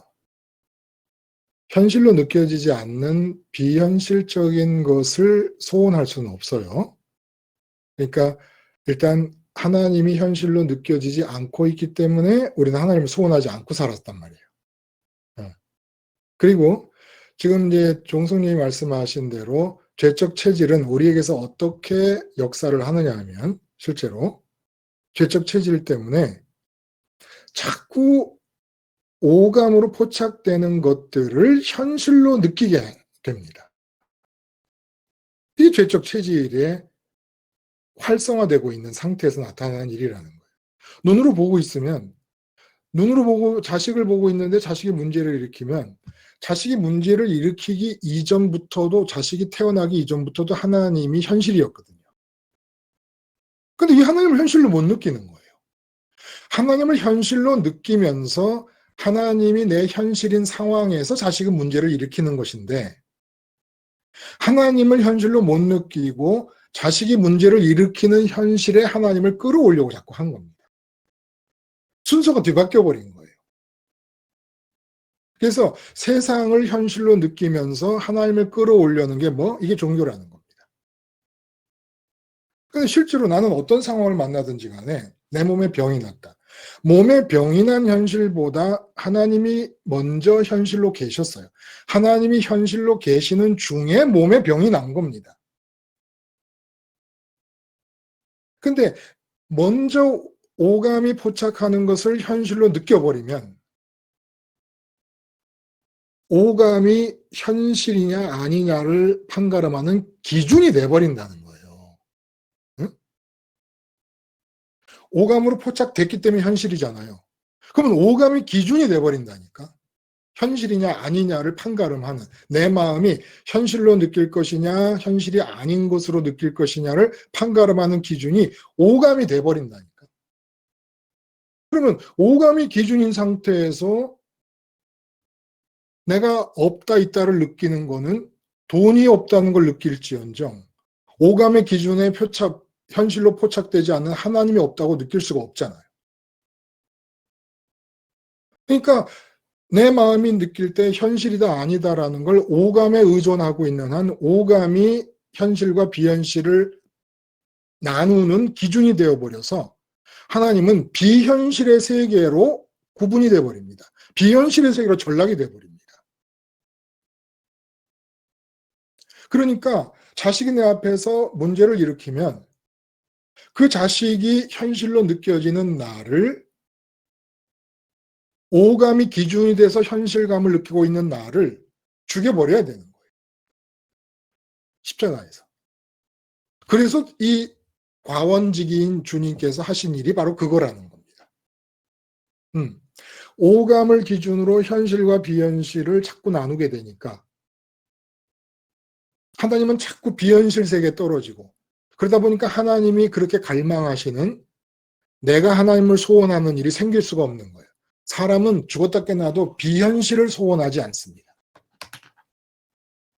비현실을 소원하는 사람이 누가 있어요? 아무도 없죠. 오직 실제로 있는 것만을 소원하게 되는 거예요. 근데 눈에 보이는 것이 실제로 있다고 기준을 딱 쳐버리면 처음에 눈에 있는 것이 현실이라고 느끼면 그게 기준이 돼버려요. 눈에 있는 게 현실인데 어떻게 하나님이 현실일 수 있겠습니까? 그러니까 그다음부터 내 마음은 그 기준을 따라가면서 현실을 느끼니까 계속해서 눈에 보이는 것, 그 다음 날도 눈에 보이는 게 현실이고, 그 다음 날도 눈에 보이는 게 현실이고, 그러니까 현실이라는 건 내 마음을 묶는다는 얘기거든요. 현실에 내 마음이 묶여 있으니까, 항상 묶여 있는 거예요. 인도가 존재하는 게 사실이지만, 인도는 나에게 현실이 아니에요. 내 삶의 현실이 아니에요. 그러니까 인도는 나를 묶지 못해요. 근데 35억 명 남자 중에 왜 내 남편은 나를 묶을 수 있을까? 내 마음이 가 있는 현실이기 때문에. 현실의 특징은 내 마음을 묶어버린다는 거. 내 마음을 묶어버린다는 거. 그런데 내 마음을 묶는 현실을 오감으로 포착하는 것들로만 가려낸다면 내 마음은 오감으로 포착되는 대상들이 현실로 발탁되고 업그레이드 되면서 내 마음을 후려치는 겁니다. 눈에 보이는 자식이 내 마음을 후려칩니다. 그럼 걱정, 근심이 생기죠. 눈에 보이는 돈 문제가 내 마음을 후려칩니다. 그럼 또 걱정, 근심이 더 보태지죠. 아내가 와서 잔소리 한마디 딱 했습니다. 근데 귀에 들리니까 내 마음을 후려칩니다. 그냥 여기 쳐이고 저기 치이고 뭐 마음이 엉망진창이 되는 거예요. 마음이 엉망진창이 되는 거예요. 그러니까 안식이 있겠냐는 거예요. 안식이 없죠. 쉼이 있겠습니까? 쉼이? 쉼이 없는 거예요. 안식의 정의를 제가 오늘 아침에 누누이 내렸어요. 안식의 정의가 뭐예요? 기억납니까? 김순희님 혹시? 안식. 안식은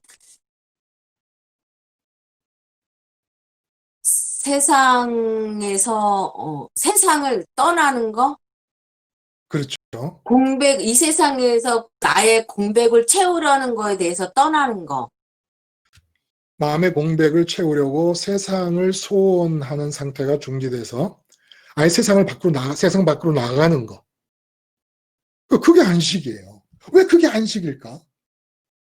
이 세상에서 눈으로 보고 귀로 듣는 오감이 포착하는 것들을 현실로 느끼잖아요. 내 마음에 쉼이 없다는 거예요. 내 마음에 쉼이 없어요. 아예. 기쁜 일이 생겨도 잠깐일 뿐이지 쉼이 없어요. 쉼이. 스테반 집사님처럼 하늘이 열렸다는 건 마음이 세상을 떠났어요. 그렇죠? 그걸 의미하는 건단 말입니다. 우리에게. 그러고 나면 돌에 맞아 죽으면서도 쉬더라고요. 스테반 집사님이. 이런 얘기 들어보셨어요, 여러분? 돌에 맞아 죽는 중에도 쉬더라. 마음이 세상 바깥으로 나가서 눈에 보이고 귀에 들리는 것들이 현실이 아니고 보이지 않는 하늘과 보이지 않는 하나님이 나의 현실이 되었을 때 하나님을 소망하고 하나님을 소원하기 시작합니다. 드디어 하나님이 현실이니까. 리얼하게 계신 분이니까. 근데 이렇게 소원하다 보면 돌에 맞아 죽어도 쉴 수가 있어요. 맞아 죽는 중에도.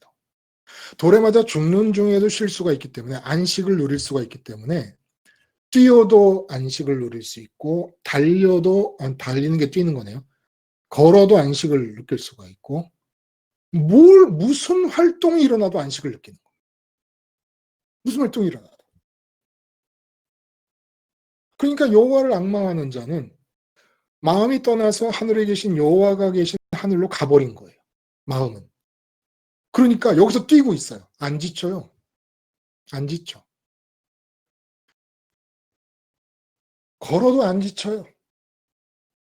저 사람 어디서 그렇게 힘이 나오는지 몰라. 쉬고 있는 거거든요. 한쪽에서는 계속 쉬고 한쪽에서는 계속 활동을 합니다. 그러니 지칠 수가 없지요. 지칠 수가 있겠어요, 여러분? 계속 쉬는데 계속 활동을 해요. 계속 활동을 하면서 계속 쉬어요. 근데 우리는 왜 쉬다, 일하다, 쉬다, 일하다, 활동하다가 반복돼야 됩니까? 전부 이 세상계 현실이니까. 이 세상계 현실이면 우리 마음이 하나님의 사랑도 김순이 말씀하신 대로 하나님의 사랑을 받아들여 하나님과 하나 되지도 못해 마음도 못 채워 하나님이 계획하신 나라는 이름의 책 안에 있는 보배로운 생각들도 있으라 해서 생기지도 않아. 그러면 내가 붙잡고 있는 이 오감으로 포착된 것들을 현실로 느끼면서 마음이 거기에 닿을 때마다 그 오감으로 포착된 그 상황에 따라 내 마음이 치입니다. 부딪히고 까이고 맞고 거기 쉼이 어디 있어요. 근데 이거를 바리새인이나 회당장이나 유대 지도자들은 그냥 일을 멈추는 거라고 생각을 하는 겁니다. 계속 세상을 현실로 느끼고 있어요. 세상을 현실로 느껴. 그런데 일만 안 하고 있는 거예요. 그러면 쉬어집니까? 응? 여러분의 손발만 가만히 있으면 쉬어지더냐고요. 불면증이라는 거는 불면증의 특징이 뭡니까? 안 움직이는 거예요. 몸이 안 움직여. 몸이 안 움직이는데 이 속은 대낮도 그런 대낮이 없는 게 불면증 아닙니까? 몸은 안 움직여도 지치기가 이루 말할 수가 없는 거예요. 아니 몸만 안 움직인다고 안식이 되나? 오히려 몸은 아무리 많이 써도 오감으로 포착되는 이 세상을 공백의 마음이 빠져나가 있으면 지칠 줄을 모르는 거예요. 근데 아무것도 안 움직이고 가만히 있어도 너무너무 지쳐. 인생이 너무 무겁다고 자살하는 사람들 보면 일이 안 돼서이기도 하지만 너무 아무 문제도 없어서 자살하는 사람도 많아요. 저 그런 사람 많이 봐서 어떤 권사님인데 애들이 셋인데 무슨 다 외국의 인류대학 나와가지고 뭐 한가닥 안 하는 애들이 하나도 없고 아버지는 대한민국의 고위 공무원이에요. 근데 당신이 알아. 심각한 우울증에 걸렸다고. 그래서 제가 그랬습니다. 권사님이 누리고 있는 걸 10분의 1만 나눠줘도 하나님께 평생 충성하겠다고 달려들 사람이 얼마나 많을 텐데 아니 보통 사람이 받을 거에 10배를 받고서도 왜 그렇게 우울하냐. 모르겠대요. 모르지. 당연히 모르죠. 그걸 뭐 교회 가면 가르쳐 줍니까? 그때 그 젊은 목사, 대목사가 그건 못 가르쳐 줬어요. 못 가르쳐 줬다고. 기도 열심히 하자고 그러고 나온 거죠. 뭐. 무슨 얘기했는지 기억도 안 나지만 그랬지 않았겠습니까? 기도 열심히 합시다 그러고 나왔겠지. 여러분 이 세상에 대해서 갖고 계신 소원 솔직히 있었잖아요. 지금은 없는 척하고 계시지만 다 있었잖아요. 그렇죠? 그게 이루어지는 게 얼마나 큰 불행인 줄 아십니까? 조홍석 목사님 노골적이든 아니면 뭐 은근이든 아니면 무의식 중에든 이 세상에서 뭔가 이루어졌으면 좋겠다라고 하는 것이 있을 거예요. 예, 제가 예언하지요. 그게 이루어지잖아요. 조 목사님 망하는 겁니다. 그게 이루어지면 망하는 거예요. 그게 안 이루어지고 있잖아요. 포도원지기의 1년 유예 상태가 주어지고 있는 겁니다. 김순희님 마찬가지예요. 은근이든 뭐든 뭐 어쨌든 꿈에서라도 뭔가를 소원하는 것이 확인이 되잖아요. 세상 것을. 그게 안 이루어지고 있는 게 얼마나 다행인지 모르는 거예요. 그게 이루어지기 시작하잖아요. 김순희님 아주 위험해집니다. 아예 열매가 맺을 가능성 자체가 상실돼 버린 인생을 시작되는 거예요. 그 세상에 대해 바라고 있는 게 이루어지기 시작합니다. 지금 이중근 님이 이렇게 싱글벙글하는 이유가 뭐예요? 한마디로 제가 정의를 내리면 이중근의 웃음의 이유 정의면 거지 나사로처럼 됐기 때문이다. 이중근님 맞아요? 틀려요? 맞습니다. 이중근님을 부러워할 일이 아무것도 없어요. 세상적으로. 근데 그렇죠. 내가 볼 때 매 예. 모임마다 제일 많이 웃어. 보면. 네, 정말 그런 것 같아요. 그냥 심령이 가난해졌다라는 게 늘 느껴지는 거죠. 그러니까 세상에 바랄 것이 점점점 없어지는 것 같아요. 이게 십자가 생활화가. 그러니까 그런 상태가 되니까 하나님을 현실로 느끼게 되는 것이 저는 너무 감사하죠. 평강으로, 용서로, 사랑으로, 또 그렇게 힘들게 했던 사람들을 위해서 중보 기도할 수 있을 정도까지 마음의 여유가 이게 생기고. 이게 뭐 저도 깜짝깜짝 놀랄 정도로 하나님이 현실로 느껴지는 게 점점점 막 크게 다가오니까 어떨 때는 막 제가 이렇게 가끔 산에 이렇게 말씀 묵상하면서 이렇게 산책할 때 막 가슴에 막 그냥 감동이 몰려와가지고 막 너무 벅차가지고 막 멈출 때가 있거든요. 근데 정말 저는 너무 감사하죠. 이 십자가 생활화를 하나님이 알게 하시고 또 하나님이 해 가시는 게 보이는 거죠. 이게 맞아요. 그 안식의 삶, 절대 평강의 삶을 하나님이 이루어 가시는 게 보이는 거죠.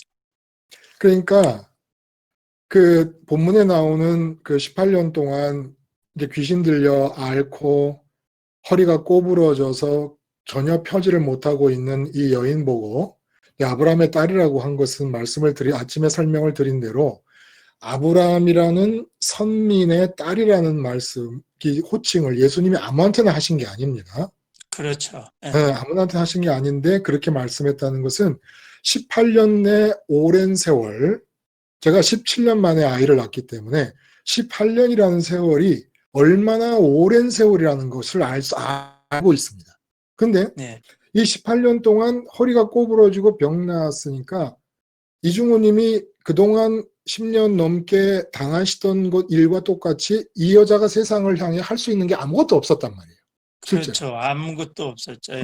아무것도 없어 놓으니까 오히려 하나님을 소원하게 된 거예요. 네. 오히려. 베드로의 신앙 고백이 제가 알게 됐어요. 하나님이 하시게 했다라는 그 주님의 말씀이 제가 느낀 거죠. 이거 하나님이 하셨구나. 예. 제게 하나님이 선택하시고 복음의 길을 알게 하시고 또 이 길로 하나님이 인도하기 위해서 내 그동안의 삶을 그렇게 오랫동안 하나님이 세상적으로 볼 때 안 되게 하셨구나.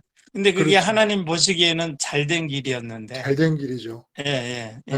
이 18년이라는 정말 참담한 현실을 뚫고 나와서 이게 하나님의 주권이 개입하지 않았겠습니까? 이 여인의 삶에. 당연히 아버지가 개입을 하셨겠죠. 그런데 주님을 만나는 이 나를 위해서 18년을 이렇게 그야말로 뭐 한 속이 국화꽃을 피우기 위해 꾀꼬리가 그렇게 울었나? 뭐가 울었습니까? 생각이 안 나네. 정말 이 순간을 위해서 그렇게 18년 동안 하나님이 이끌어 오신 그 결과로 이 여인이 하나님을 소원하고 하나님을 현실로 느끼며 소원하고 있었던 겁니다. 응? 현실로 느껴야 소원할 거 아니겠어요? 근데 눈으로 보이는 오감으로 포착되는 삶이 너무 참담하다 보니까 마음이가 닿을 부분이 없어. 마음이가 닿을 부분이 하나도 없다 보니까 오감이 의미가 없게 돼버린 거예요. 이젠 오감이 무력해져 버렸어. 아무리 오감이 눈으로 별걸 다 보여도 허리가 꼬부러지고 앓고 있는 이 상황에서는 그 눈으로 보고 있는 상황에 닿을 수가 있어야 말이지. 그럼 현실이 아닌 거야. 그러니까 사람들은 막 좋다고 펄펄 뛰는 문제 앞에서도 이 여인에게만 그게 현실이 아니야. 그럼 뭐 같이 기뻐할 수가 없는데 현실이 되겠습니까? 그러다 보니까 혼자 돌아와서 이 세상에서 오감으로 포착할 수 있는 어느 대상에 대해서도 마음이부터 현실로 느낄 수 없는 상황이 되었을 때 드디어 이름을 알고 있었던 하나님, 그 하나님이 이 여인에게 유일한 현실로 다가오기 시작하는 겁니다. 그래서 하나님을 소원했던 거예요. 그 여인을 향해서 예수님이 네가 그렇게 꼬부라져서 참담하고 고통스러운 현실 속에 있지만 네 마음이 세상을 빠져나갔으므로 하나님을 현실로 느끼고 있고 네가 진정한 안식을 이루어내고 있는 유일한 사람이다 라는 선언을 해주신 겁니다. 유일한 안식을 이루고 있는 유일한 사람인 거예요. 이 사람이 18년 동안 그러니까 김순희님, 조홍성님, 이중근님 그리고 여기 지금 장기용님이 사진을 보여주고 얼굴 드러내시지만 18년 동안 이런 참담한 상황을 하나님이 허락하셔야 실제로 이 세상에서 오감이 포착하는 걸 현실로 느끼는 대신에 다 접고 이제는 세상 밖에 계신 하나님을 현실로 느끼기 시작을 한다는 겁니다. 그런데 이중구님이 실제로 그런 식으로 겪으신 거예요. 삶을 많이. 근데 모두가 다 18년 동안 이렇게 괴로움을 겪은 이 여인처럼 이 과정을 통과해야 되느냐라는 겁니다. 모두가 다. 다 각기 이거에 준하는 고통의 역사들이 있었을 거예요. 그러나 모든 사람이 다 이렇게 해야 되는 겁니까? 18년 동안 이렇게 귀신 들려 신체적으로 병을 앓고 있었고 그리고 지금 허리가 꼬부러져가지고 피지 못하는 이런 참담한 상황에 이 상황이 뜻하는 바가 뭡니까? 예수님의 십자가 사건이라는 거예요. 못 박혀서 꼼짝 못하는 거나 병 걸리고 허리를 못 펴서 꼼짝 못하는 거나 이게 비유적으로 맞아 들어가는 거예요. 그러니까 18년 동안 이 여인의 상황을 모두 십자가를 보면서 내 거로 가지라는 거예요. 내 거로 가지라는 겁니다. 그래서 안식으로 들어가라는 거예요. 안식이 뭐예요? 세상을 빠져나가는 겁니다. 세상을 빠져나가는 거예요. 세상을 빠져나가는 게 안식인 이유는 여기서 질문 들어갑니다. 안식의 근본적인 취지가 뭘까요? 안식의 취지. 아담이 만난 인생의 첫 번째 날. 인류의 첫 번째 날. 안식일이었습니다. 이 아담은 하나님의 첫 번째 대상이었어요. 첫 번째 현실이었습니다. 하나님이. 그런데 마음은 비어 있어요. 하나님을 딱 보니까 움직이는 살아계신 대상이거든. 근데 마음이 비어 있어. 그러니까 하나님을 소원할 수밖에. 이 상태에서 선악과가 따라 붙습니다. 그래서 우리가 두 가지 죄를 얘기했잖아요. 빗나가는 죄와 빚지는 죄를 얘기했습니다. 빗나가는 죄는 소원의 관역이 빗나간다는 뜻이고 빚지는 죄는 하나님의 주권을 찬탈한다는 거였어요. 이게 창조 이야기 속에서 안식일과 선악과로 얘기가 됩니다. 안식일에서 아담은 하나님을 겨냥하게 합니다. 안식일에서. 안식일에서 하나님을 겨냥하고 하나님을 겨냥하고 있는 이 상태가 생명나무로 상징됩니다. 하나님을 소원하고 있는 상태가 생명이 주어지고 있는 상태라는 거예요. 살아있는 상태라는 거예요. 그런데 이 상태를 어떻게 유지해 나갈 것인가? 선악과를 따먹지 않아서 하나님의 주권을 찬탈하지 않으면 지속된다는 겁니다. 하나님을 소원하는 상태가. 안식일을 통해 관역을 정조준하게 만들어 주셨어요. 첫 번째 대상이시니까. 아담에게, 의식이 깬 아담에게. 그 다음에 선악과를 통해서 하나님만 소원하는 상태를 유지하도록 만들어 주셨습니다. 선악과를 따먹어 버렸어요. 하나님만 소원하는 상태가 끝나버립니다. 그리고 다른 것을 소원하고 눈으로 보는 것, 귀로 듣는 것이 현실로 바뀌어버립니다. 눈으로 보는 게 현실이 되다 보니까, 오감이 현실의 기준이 되다 보니까 보이지 않고 들리지 않고 만져지지 않는 하나님은 비현실이 되어버립니다. 그러므로 이제 아무도 하나님을 소원하는 사람이 없습니다. 그래서 생명이 끝난 겁니다. 여러분, 오늘 말씀은 여러분이 꼭 한 번씩 되풀이해서 들어보실 수 있기를 바라요. 여러분의 신앙이 오늘 말씀한 것 틀 위에서 계속 튼튼히 쌓여져 갈 수가 있습니다. 정확하게 알면 신앙이 쉬워집니다. 정확하게 알면. 그러니까 오늘 말씀은 그렇게 반복해서 들을 수 있기를 바라요. 왜냐하면 죄의 문제가 포함되죠. 그리고 하나님을 소원한다라고 하는 궁극적인 선민의 유전자 얘기가 나오고 있습니다. 그래서 빚지는 죄와 그리고 이 빗나가는 죄 이야기가 나왔고, 하나님을 소원한다는 선민의 핵심 유전자 얘기가 나왔고, 그 하나님을 소원할 수 있는 상황이 안식의 상태라는 얘기가 나왔어요. 그 안식의 상태는 세상을 빠져나가야만 되는 겁니다.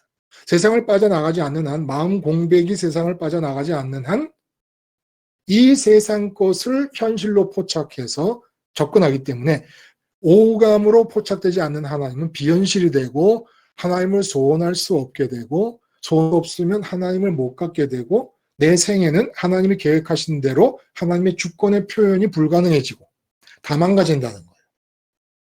그래서 우리가 하나님을 소원할 수 있는 이 안식의 자리를 위해 주님이 행하신 일이 뭡니까? 안식의 자리와 100% 일치하는 자리가 뭡니까? 어디입니까? 주님의 십자가 죽음과 부활이죠. 부활. 네. 부활의 자리가 안식의 자리예요. 나는 부활 자리에서 세상에 대해서 죽고 세상에 대해서 쉬고 있습니다. 왜? 하나님이 현실로 느껴지다 보니까 하나님 없는 것을 견딜 수 없어서 당장이라도 자식이 형통이 없는 거는 견디겠고, 남편이 돈 못 버는 건 견디겠고, 내 몸에 병이 나는 건 견디겠는데, 하나님이 현실이다 보니까 하나님 없는 건 못 견뎌서 하나님만 소원할 수 있는 자리가 바로 부활의 자리라는 거예요. 부활의 자리는 세상에 대해서 쉬는 자리입니다. 근데 이상하게 아침에도 말씀드렸지만 하나님을 소원하는 것은 지치지를 않습니다. 평생 아무것도 안 하고 하나님만 소원하면은 하나님 소원하는 것 자체가 좀 물리고 좀 지루하고 지치고 힘들 수도 있지 않겠다는 생각이 들지 않아요? 안 그렇다는 거예요. 세상 모든 것은 소원하면 하는 대로 세상 것을 소원하기 시작했다. 그러면 이제 고생길이 열린 겁니다. 그리고 지옥의 길이 열린 거예요. 지옥 예고편이. 근데 하나님을 소원한다. 여호와를 앙망하는 자는 새 힘을 얻으리니. 새 힘을 얻으리니. 하나님을 소원하면 지치지 않아요. 그래서 부활의 자리에서 하나님만 소원하고 있잖아요. 돈이 안 벌립니다. 근데 하나님 소원합니다. 자식이 문제입니다. 형통 소원하고 하나님 소원합니다. 목사님들은 교인이 안 옵니다. 얼마나 답답합니까? 그런데 교인 오는 거 소원하지 않고 하나님 소원하고 있습니다. 목사님들이 예산이 부족합니다. 예산 소원하지 않고 하나님 소원하고 있습니다. 예산 소원하고 교인 소원하면 지쳐요. 목사님들이. 교인 오게 하려고, 예산 늘어나게 하려고, 그래 해보고 저래 해보고 세미나 다녀보고 지치고 지치다가 강릉 와가지고 목사님 뭘 해도 안 돼요. 뭘 해도 안 돼요. 그러고 계세요. 뭘 했기 때문에 안 된다 그래요. 제가 뭘 했기 때문에 안 된다. 응? 목회 현장에서는 목사가 할 일은 쉬는 거고 죽는 거고 목회 현장을 빠져나가는 게 목사가 할 일이지. 아니 교인들은 목회 현장을 빠져나가면 안 되죠. 목회 현장에 와서 은혜 받고 가야 되니까. 근데 목사가 뭐 하는 사람이냐? 목회 현장에서 죽는 사람이고 목회 현장에서 빠져나가는 사람이고 목회 현장에서 소원이 끊어진 사람이 목사라는 거예요. 교인들은 목회 현장에 와가지고 우리 이 목회 우리가 예배드리는 이 현장이 좀 아늑했으면 좋겠다. 그럴 수 있을지 몰라. 그러나 목사님은 목사가 누구냐? 목사의 정의를 내려봐라. 목회 현장에서 소원이 죽은 사람. 그게 목사라는 거예요. 그럼 대통령의 정의를 내려봐요. 장기용님, 대통령의 정의가 뭐예요? 올바른 대통령.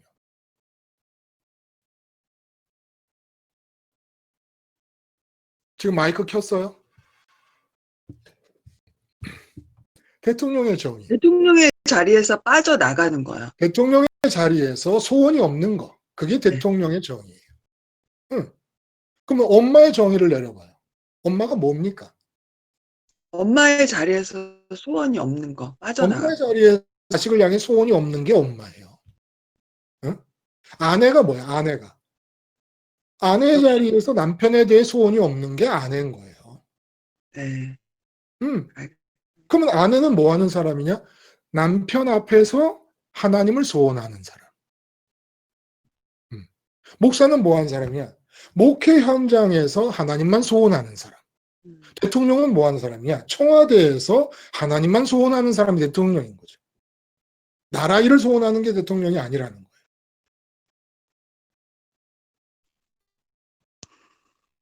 참, 이거 뭐, 십자가 생활을 하나 하자고 하는데, 세상이 조금씩 해당되는 부분마다 다 뒤집히는 거예요. 다 뒤집혀, 지금.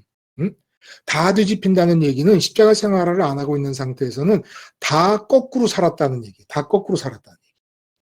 다 거꾸로 살았어요. 다 거꾸로 살았어, 우리가. 다 뒤집혀야 되는 거거든. 엄마니까 내가 아들을 책임져야 돼. 거꾸로 사는 거예요. 엄마니까 아들에 대해 소원이 없어야 돼. 아들 앞에서 하나님을 소원해야 돼. 엄마니까. 엄마니까 아들 앞에서 소원하지. 뭐 아빠도 그렇죠. 아빠도 해야 되죠. 선생님 뭐 하는 사람이야? 학생 앞에서 하나님을 소원하는 자예요. 소원이 없어져야 되는 거예요. 소원이 없어져야 돼. 그게 안식이라는 겁니다. 소원이 없으면 지치지 않아요. 소원이 없으면. 하나님을 소원하면 소원할수록 힘이 생겨요.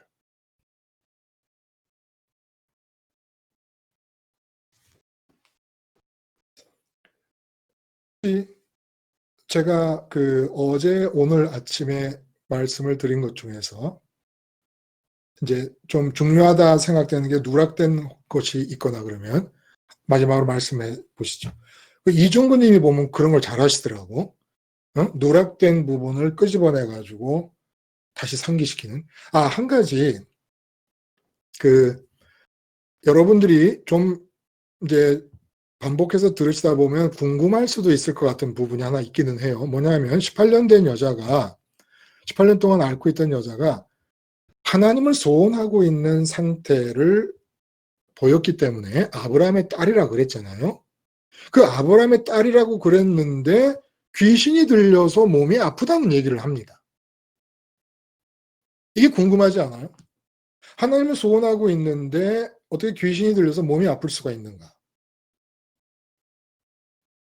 물론 하나님을 소원하고 있을 때 돌에 맞아 죽을 수도 있어요. 근데 그래도 귀신이라는 말이 포함되는 거는 조금 이상하지 않아요? 장기용님 뭐 말씀하실 거 있어요? 얼마 전에 그런 생각이 드는 거예요. 분명히 하나님을 지속적으로 십자가에서 죽음으로 인해서 하나님을 지속적으로 바라보고 있는 중에 불안한 마음이 생기는 거예요. 그래서 예. 제가 십자가 한솥밥 식구한테 지금 계속해서 하나님을 바라보고 있고 십자가에 죽었는데도 불안한 건 뭐지? 라고 물었더니 뭐라고 얘기를 했냐면요. 하나님을 놓칠까봐. 음. 혹시, 그러니까 너무너무 하나님 없는 게 지겨운 걸 알기 때문에 그 와중에서도 하나님을 놓칠까봐 이제는, 하나님이 제 안에서 계시지 않음으로 해서 느꼈던 그 불안이라면 지금은 놓칠까봐. 놓칠까봐. 네, 하나님을 하나님을 놓칠까봐. 놓칠까봐. 그 두 분이 아주 정말 똑똑한 대화를 하셨습니다. 똑똑한 대화. 이런 말은 참 노인들이 쓰는 그런 단어인데, 제가 완전히 이제 할아버지가 돼가지고, 참 그 두 여자분이 똑똑한 대화를 하셨어요. 그, 고린도 후서 12장에 보면, 사도 바울이 육체의 가시를 얘기하면서 사탄의 사자라고 얘기를 합니다. 사탄의 사자. 그 사도 바울의 병이 뭔지는 정확하게는 모르지만, 만약에 간질병이었다 그러면, 학자들의 얘기대로 간질병이었다 그러면, 그 간질병을 사탄의 사자라고 얘기를 합니다. 그러니까 귀신이 들려서 18년 동안 앓는 것이나, 사탄의 사자로서 간질병이 들어온 것이나. 근데 왜 이걸 사탄의 사자라고 했을까? 근데 사탄의 사자라는 얘기를 해놓고 뭐라고 말씀하시냐면, 사도 바울이 내가 너무 받은 계시가 크고 은혜가 크기 때문에 교만해질까봐 하나님이 나를 낮추시려고 이 사탄의 사자를 허락하시다, 이런 얘기를 해요. 왜 귀신과 사탄 얘기가 나오느냐 하면 18년 동안 아픕니다. 사람이 아프면 소원이 이 두 가지로 갈라질 수가 있다는 거예요. 18년 동안 아프다 보니까 소원이 몸이 낫는 것이 소원이 될 수가 있고, 그러니까 다른 모든 소원을 다 제껴놓고 첫 번째 소원이 있어요. 건강이. 또 반면에 그 오랜 기간을 앓게 되니까 세상에 대한 모든 소원을 다 접고 하나님만을 소원하게 됩니다. 귀신은 우리가 세상 것을 현실로 느끼며 세상 것을 없다고 느끼는 상태에서 무엇인가가 없을 때, 돈이 없거나 건강이 없거나 형통이 없거나 할 때 그것을 소원하라고 강하게 어필을 하는 거예요. 반면에 하나님 쪽에서는 그렇게 세상 것이 안 되니까 이젠 그만하고, 그만큼 두드려 맞았으면 이제 오감으로 포착되는 세상 대신에 세상을 빠져나와 하나님을 좀 소원하면 안 되겠니? 하고 바라시는 거예요. 그러니까 예를 들어 이중구님 같은 경우는 세상에서 계속 두드려 맞습니다. 그러면 이렇게 두드려 맞는, 세상에서 두드려 맞는 게 저분이 잘못해서 두드리는 게 일이 안 됐다는 얘기를 하는 거예요. 그러니까 목사로서 하는 사역마다 사기를 당하고 뭐 이래 당하고 저래 당하면서 일이 다 안 돼 버린 겁니다. 주변 사람들 때문에. 그런데 그런 상황이면 두 가지 갈래로 나뉘어진다는 거예요. 야, 내가 진짜 교인 100명 되는 교회 목회만 하다 죽었다라고 바뀔 수가 있고, 이중구님처럼 완전히 목회를 접어버린 목사, 마음에서 목회를 떠난 목사가 될 수가 있다는 거예요. 그러니까 안식으로 들어가 버린 목사가 될 수 있다는 거예요. 근데 이런 상황에서 마귀는 계속 역사하기를, 야, 교인 100명만 되는 목회 한번 하다 죽자 라는 것으로 소원을 또 유도해 가는 겁니다. 18년 동안 앓고 있었으면 건강하게 허리 펴고 한번 힘차게 활보하다가 죽을 때가 있어야 되지 않겠어? 하고 건강을 소원하게 만든다는 거예요.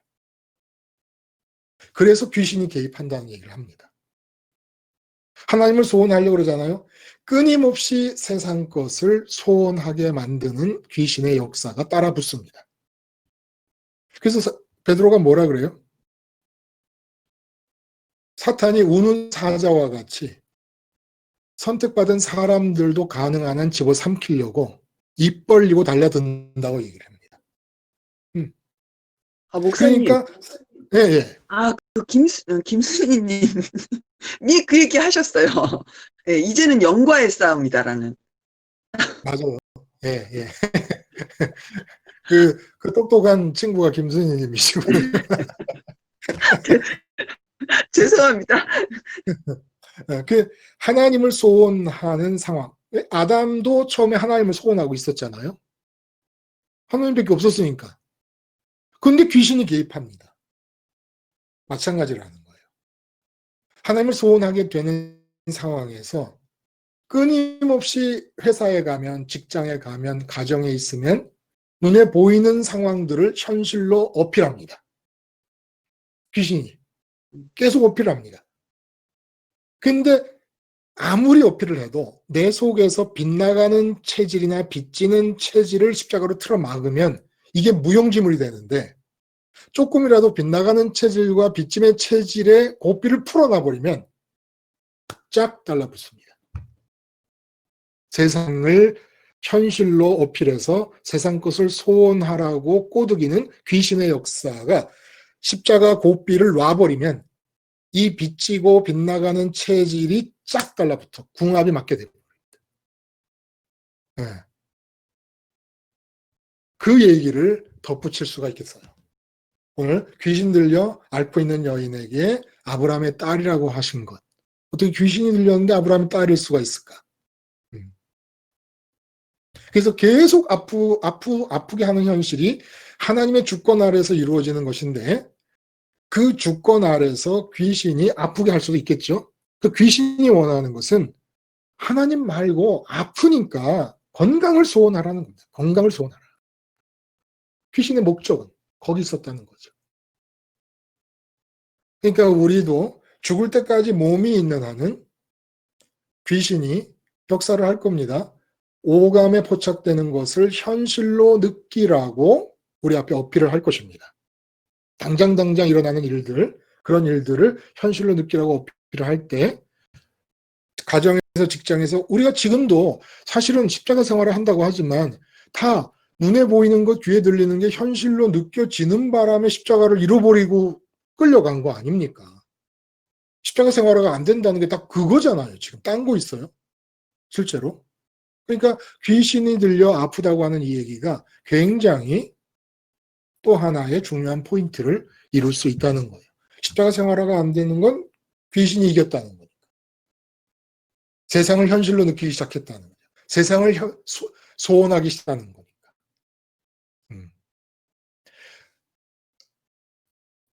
명확한 것 같아도 굉장히 나름대로 약간은 복잡한 구조가 얽혀 있는 얘기입니다. 오늘 얘기들이. 그러니까 이 얘기들이 여러분 마음에서 명확하게 내비게이션을 보듯이 약도를 보듯이 명확해질 수 있을 때까지 오늘 말씀을 좀 반복해 보시면 앞으로 신앙생활에 큰 도움이 될 것입니다. 시간이 길지만 한번 이 시간을 반복해서 듣는 거 아닌 1시간 한 50분 되는데, 그러면 그 1시간 50분 동안 딴 거 하면 여러분 뭐 대단한 거 하실래요? 어쨌든 이 시간 동안은 예수님 십자가를 붙잡고 있고 하나님을 현실로 느낄 수가 있지 않습니까? 이 시간 동안만이라도.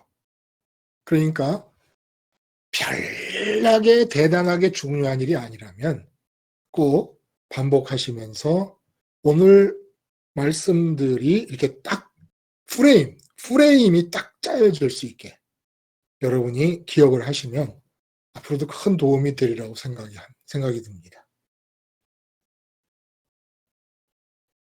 자, 다른 말씀 있습니까? 우리 없으면 오늘은 이중구님 기도하시고 마치실까요?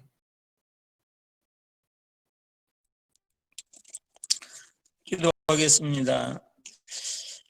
하나님 아버지 은혜를 감사합니다. 많은 사람 가운데 특별히 저희들을 하나님 선택하시고 복음의 그 진리를 주셔서 하나님께서 우리를 옳은 대로 하나님만을 소원할 수 있는 길로 인도하심을 감사합니다.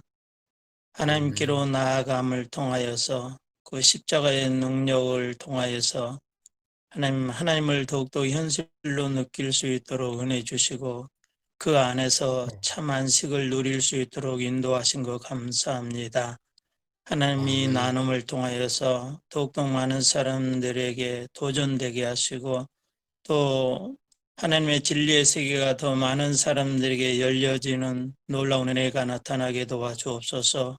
아멘. 이곳에 참여하는 모든 사람과 진행하는 목사님 위에 하나님의 은혜가 더욱 충만하기를 원하옵고 예수 그리스도의 이름으로 감사하며 기도드리옵나이다. 아멘. 아멘. 여러분 반가웠고 감사합니다. 그리고 감사합니다. 또 새해 다음 복 주에 많이 받으세요. 감사합니다.